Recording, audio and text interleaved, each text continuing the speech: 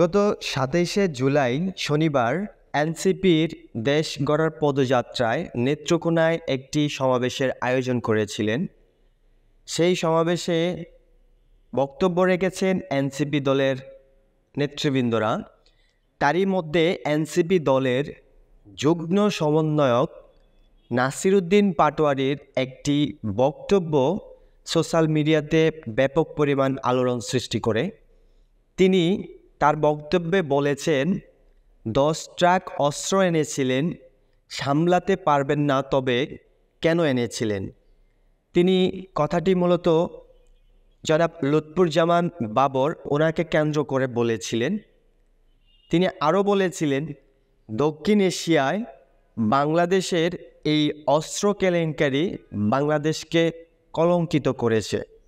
আমি লুৎফুজ্জামান বাবর ভাইকে পছন্দ করি, কিন্তু তার এই কাজকে আমি সমর্থন করি না।